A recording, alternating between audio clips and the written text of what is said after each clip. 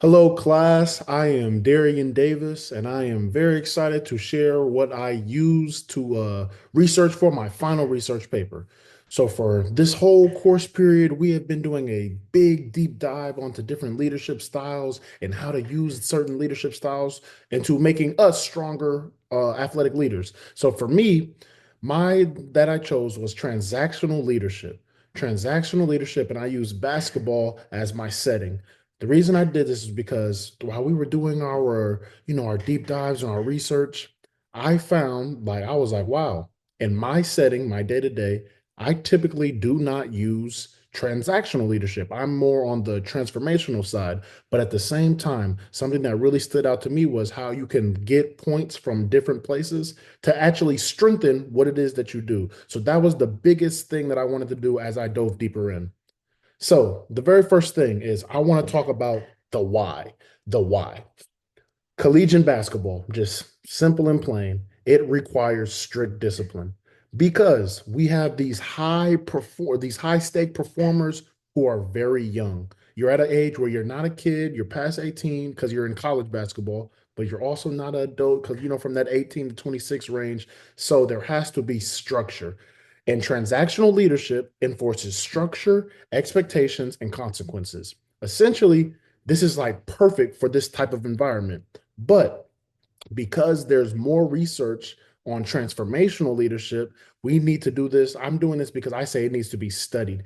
Not only does it need to be studied, but the long term effects and how that disciplinary role can affect your team. So, what my study is supposed to do is supposed to analyze those gaps from transactional leadership, really compared to other spots that you would actually try to use it.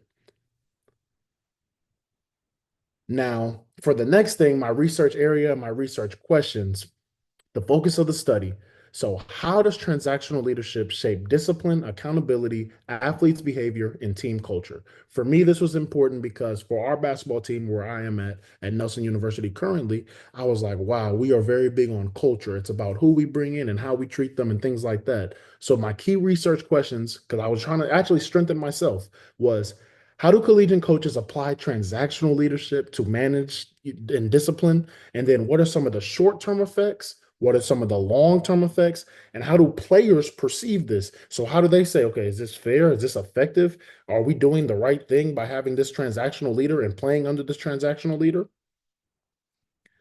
So, then for my next thing, I move on to the framework and the research lens. I got research from all over the place, but the biggest thing that I got was from Bass, that transactional leadership theory. It focused on clear leadership expectations, structured rewards, and consistent consequences. Something that I actually grew fond of after I did my research was how like transactional, you can paint the negative connotations on it, but in reality, it's consistent.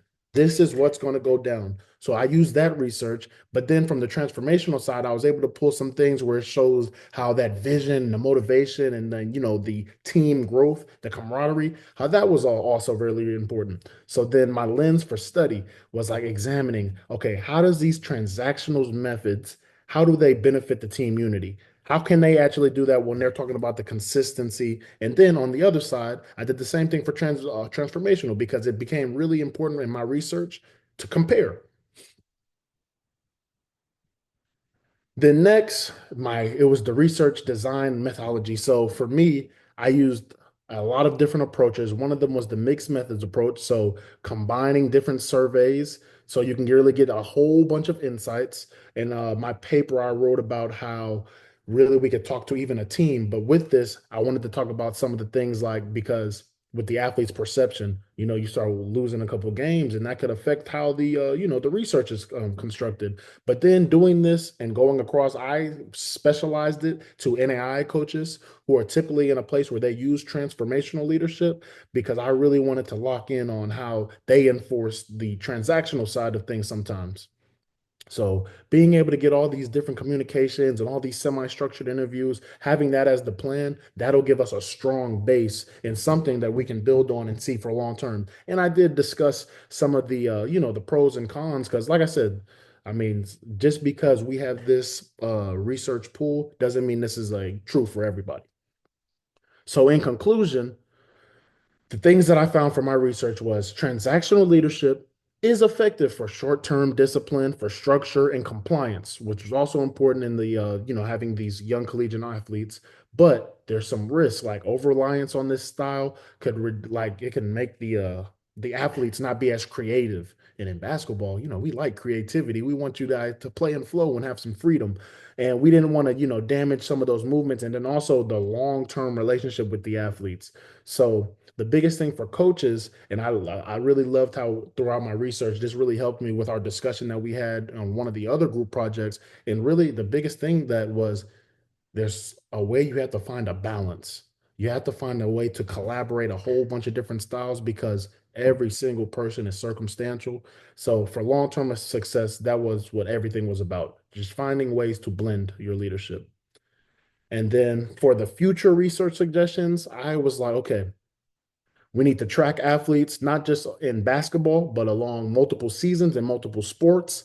Then you need to go on multiple genders and different division levels. Because, like I said, I was NAIA. You could have to do NCAA and then even professional sports. And that is going to help grow what we're trying to strengthen, because at the end of the day, we're trying to make a better situation for the psychology of the psych, excuse me, for the athlete. So at the end of the day, like I said, what can we do to grow this? And it's going to be, so finding ways that we can show, okay, they're doing this discipline thing and this is how it's affecting, not just for right now.